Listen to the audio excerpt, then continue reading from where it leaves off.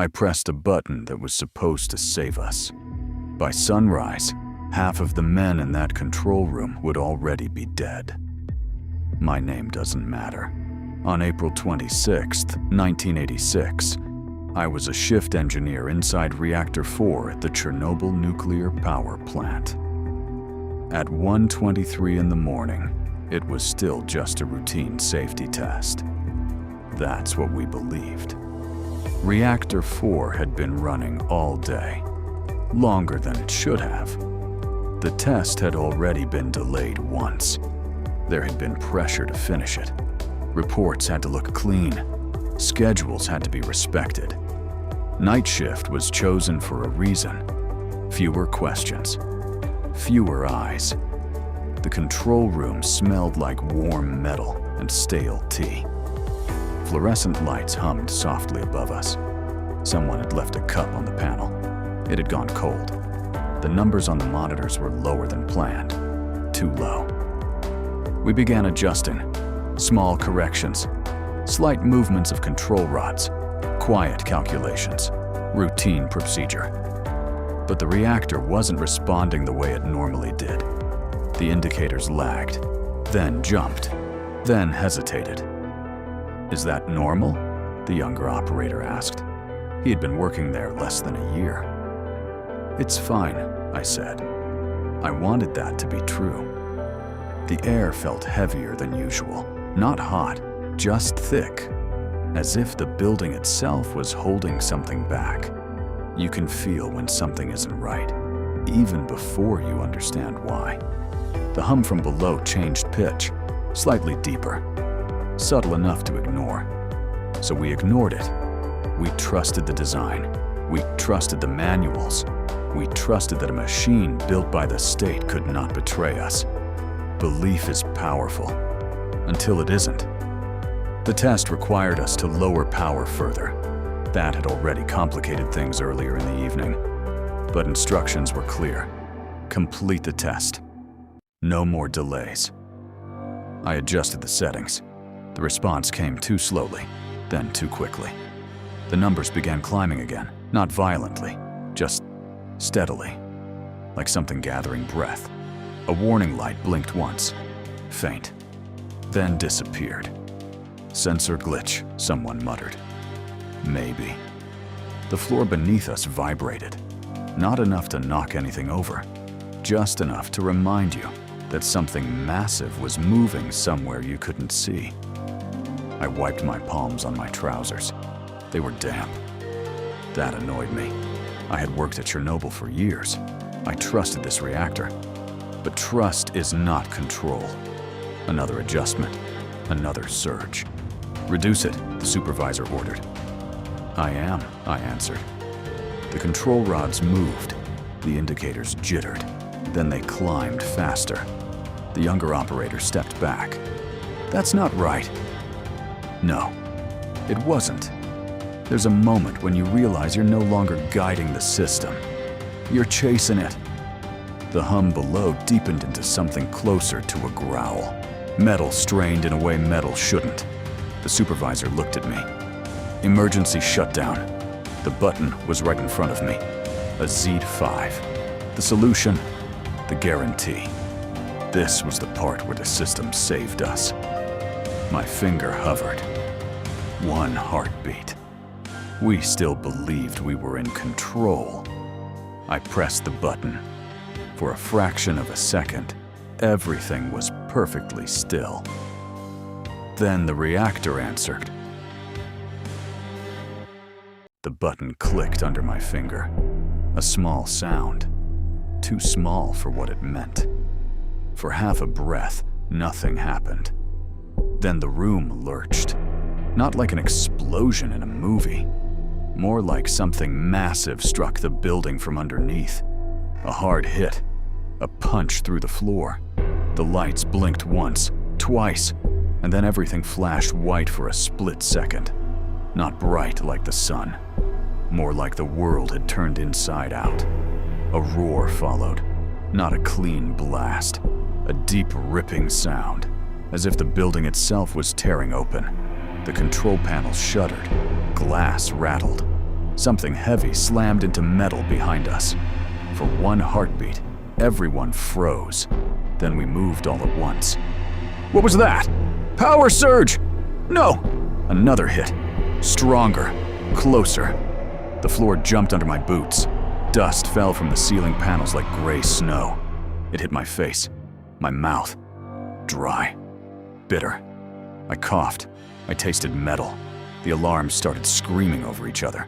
Different tones, different lights. Red, red, red. Too many to read. The fluorescent lights died. Emergency lights snapped on. Dim, yellow, sickly. Someone shouted my name, or maybe someone else's. Sound felt stretched, distant. I grabbed the edge of the console to steady myself. My knuckles went white. The air smelled wrong now. Not warm machinery. Sharper. Burned insulation, hot stone. Something broken. Report, the supervisor shouted. His voice cracked. No one answered properly. There was no proper answer. Needles were pinned hard to one side. Others trembled like they were alive. Some went dead. Blank. The young operator beside me kept pressing buttons too fast, like the machine would wake up if he tried hard enough. Stop, I snapped. Stop pressing everything. He looked at me with wide eyes, like a child caught stealing bread. A loud clanging came from the corridor, metal on metal, then footsteps, running. The door burst open. A technician stumbled in. Dust covered his face. His hair stood straight up. It's... He couldn't finish. He just pointed behind him. For 1 second, everyone understood without words. Then denial rushed in. Fast. Automatic. It can't be, the supervisor said. It's impossible. I wanted to believe him. I needed to. I leaned toward the panel again, scanning, searching for something simple. A pipe, a valve, a transformer, anything normal. Another tremor moved through the building. Not a bang, a groan, like concrete, shifting where it should never shift. Someone grabbed the phone. No line! Call the turbine hall! No line! Ceiling tiles cracked. More dust fell. It settled on our shoulders, on the instruments, on the cup of tea still sitting there. The cup slid slowly across the panel, then tipped over. Cold tea spilled between switches, running quietly into places it didn't belong. That tiny, stupid spill made my stomach drop, because the room didn't care what we wanted. Glass shattered somewhere down the corridor. Voices shouted. Angry. Panicked. A man in a dark uniform pushed inside. There's fire, he said. On the roof. Something's burning. Where? Someone asked. Up there, he said. And the air? He stopped. Coughed. Hard. Wiped his mouth like he was embarrassed. I turned toward the window. Thick glass. Smudged from years of smoke and hands. Outside, I saw movement that didn't belong. Not people. Light. A strange flicker. Pale. Restless. Like the night itself was burning. For a moment, I thought my eyes were lying. Then a flashlight beam cut across the yard. Behind it, a glow. Low. Wrong. My mouth went dry. The supervisor kept barking orders. Water pressure. Feed pumps. He was still talking like this was a drill, like words could fix it. We tried. Hands moved. Switches flipped. Dials checked again and again. But nothing obeyed. The plant felt distant, like it had stepped away from us. The smell changed again. Smoke. Dust. Hot tar. My eyes stung. The young operator whispered, barely audible. What did we do? I wanted to tell him it wasn't us, that it was equipment, that it was an accident. But the words wouldn't come, because something inside me already knew. Not the science, not the details, just the truth. This wasn't a malfunction. This was a rupture. Someone in the corner was praying softly. We weren't supposed to pray at work. We weren't supposed to need it. A radio crackled. Static. Then a thin voice arguing with someone far away. Questions. No answers. I looked at the supervisor. The color had drained from his face. He didn't look in control anymore. He looked like a man trying to wake up from a nightmare. And I understood then. No one was coming with instructions.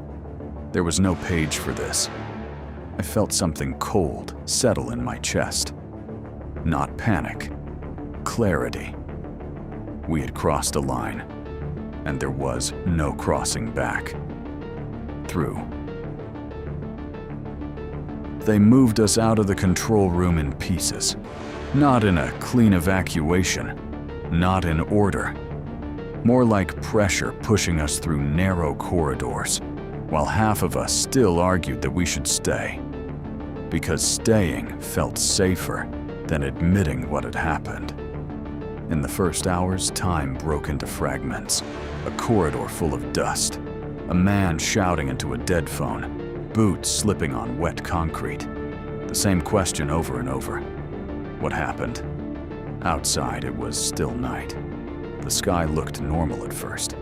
Black, quiet, and different.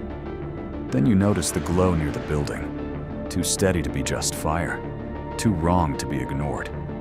People kept repeating, "It's under control." They said it quickly, like it was a tool. Like if you said it enough times, it would become true. Medics arrived. Not enough. Military arrived. More than enough. New faces.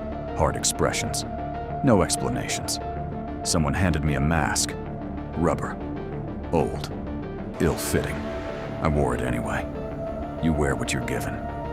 When the sun rose, that was the part that unsettled me most. It rose exactly the same way it always had. Birds still made noise. Trucks still moved. The road signs still pointed to Pripyat. The river kept flowing. From a distance, the world was untouched. Up close, nothing felt right. My throat burned. Not like smoke. Like something dry and invisible was sitting inside it. I rinsed my mouth with water. The metallic taste came back. Men stood around smoking, hands shaking, pretending not to shake. Someone laughed too loudly at something that wasn't funny. That laugh stayed with me. It sounded like something breaking. By midday, the official version began forming. A small incident, a localized fire, contained damage. Those words traveled fast, faster than ambulances. We were told to remain calm. We were told not to speculate. We were told the situation was being handled. I watched the supervisor repeat those lines. He didn't hold eye contact long. He was saying what he had been told to say. Meetings followed. Short ones, quiet ones. Men with clipboards, men with clean boots. They asked for names, times, who pressed what, who gave which order. They were building a chain. I was building a headache behind my eyes. At the medical station, nurses checked pulses and told us to rest. Everything is fine. They said it too easily. Faces were red. Skin looked irritated. Coughing that didn't sound like colds. Some men vomited. Some were strangely calm. No one said the word out loud. In Pripyat, life continued for a while.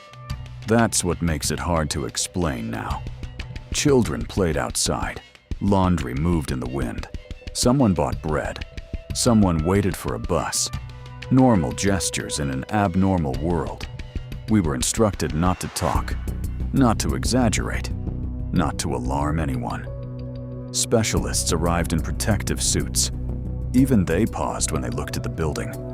Just for a second too long. Later, they began measuring things. Quietly. Quickly. They did not show us the numbers. We didn't demand to see them. That's how systems work. If you are not authorized to know, you learn not to ask. By the second day, the language became smoother, more polished. A situation, a response, all necessary measures. Meanwhile, my body kept sending its own report. Headache, dry mouth, burning skin, standing up too fast and watching the world tilt. Waves of heat, then cold. You doubt yourself first. Maybe it's stress. Maybe it's smoke. Maybe it's exhaustion. Denial is efficient. It lets you function. On the third day, they evacuated the city. Not with chaos, with organization. Buses, lines, instructions. Take documents. Take essentials. You will return in a few days. A few days. I watched families step onto buses holding small bags. A boy pressed his face to the window, holding a toy truck. People locked their apartment doors carefully, as if that mattered. No one screamed. No one fought. When authority speaks calmly, people try to be calm. That's when it shifted for me. Silence can be constructed. It can be organized. It can look like stability. In the evenings, when everything grew quieter, my thoughts returned. Simple questions. If it was small, why were soldiers everywhere? If he was controlled, why did no one look directly at the reactor building? If we were safe, why did my throat burn from breathing? Truth does not always arrive as an announcement. Sometimes it arrives as a sensation you cannot ignore. I thought about the button, about that half second of stillness. Responsibility doesn't shout, it settles. Heavy. We were trained to trust procedures, to trust hierarchy, to trust that failure, if it came, would be manageable. Standing there, watching Pripyat empty out, I understood something colder than anger. A disaster can be real long before it is admitted. And once you feel that shift, you don't go back. That. I don't remember when the coughing started. Maybe it was always there, and I only began to notice it after everything else went quiet. Hospitals have their own kind of silence, not the tense silence of a control room, not the open silence of an empty city. This one is padded. Soft shoes on polished floors, curtains that close halfway. Doctors speaking just outside the door. They didn't use big words at first. Fatigue, stress, temporary reaction. Temporary is a gentle word. It gives you hope without promising anything. My hair began to thin. My gums bled when I brushed my teeth. I would wake up with a fever that felt like someone had turned the heat up inside my bones. The mirror showed a version of me I didn't recognize. Older, hollowed out. I kept thinking, I was fine yesterday. But yesterday had already moved. My wife tried not to look afraid. She sat beside my bed and talked about normal things. Groceries, a neighbor's new curtains, a cousin's wedding. She spoke as if routine could anchor us. I listened. I nodded. Routine had betrayed me once already. In the quiet hours, when the nurses dimmed the lights, the memories came back in order. The button, the tremor, the tea spilling across the panel. Strange how small details survive. I don't remember every face from that night. I don't remember every word that was shouted. But I remember the sound the building made after the second hit.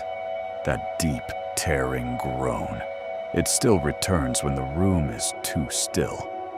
They asked us to give statements. More than once. Each time the language became cleaner, more organized, less chaotic than what we had lived. I tried to be precise. Times, positions, sequences. But truth does not fit neatly into reports. There is the version that can be written, and there is the version that wakes you up at 3 in the morning. I carried both. For a while, I felt anger. Not loud anger. A quiet one. At myself. At the system. At the confidence we all shared like it was oxygen. We trusted the design. We trusted the hierarchy. We trusted that if something was dangerous, someone would say it clearly. Trust is not stupidity, but it can be misplaced. I replayed the half-second before I pressed the button so many times that it stopped feeling like memory and started feeling like a loop I couldn't exit. If I had waited, if I had refused, if I had shouted louder. But regret is a hallway with no doors. You can walk it forever, and it never leads anywhere new. Over time, the anger softened into something else. Responsibility. Not the kind assigned in meetings, the private kind. The one you feel when you realize you were part of something larger than you understood. We were not villains. We were not heroes. We were men doing a job inside a system that did not allow for doubt. And doubt was exactly what we needed. Years passed. The city never reopened the way it had been. Nature moved in quietly. Grass through pavement, trees in courtyards, broken windows with curtains still hanging inside empty apartments. I visited once, from a distance, not close enough to stand where I used to stand, just close enough to see the outline of Reactor 4 against the sky. It looked smaller than I remembered. Disasters shrink in photographs. In memory, they do not. My body never fully returned to what it was. Some days are good, some days are not. There are appointments. There are pills with long names. There are scars that do not show. People sometimes ask what it felt like. They expect something dramatic, a flash, a hero's speech, a moment of clarity. But the truth is quieter. It felt like confusion. It felt like being told everything was fine while your hands were shaking. It felt like watching buses leave a city that still believed it would return in a few days. The hardest lesson was not about technology. It was about silence. Silence from above. Silence between colleagues. Silence inside myself when something felt wrong and I wanted to believe it wasn't. Fear does not always shout. Sometimes it whispers, and if you are trained not to listen to whispers, you miss it. I learned that systems are strong until they aren't, and when they fail completely. What remains are people, their choices, their half-seconds. I still think about that half-second, not with hatred, with understanding. That was the moment I crossed from believing in control to understanding its limits. You cannot rewind history. You cannot unpress a button. You cannot rebuild trust once it cracks at its foundation. But you can remember honestly. And sometimes, that is the only form of responsibility left. I was an engineer in a room full of instruments, and I believed the numbers would tell me the truth. Now I know something different. The truth was there long before the numbers changed. It was in the hesitation, in the flicker of a light, in the feeling that the building was holding its breath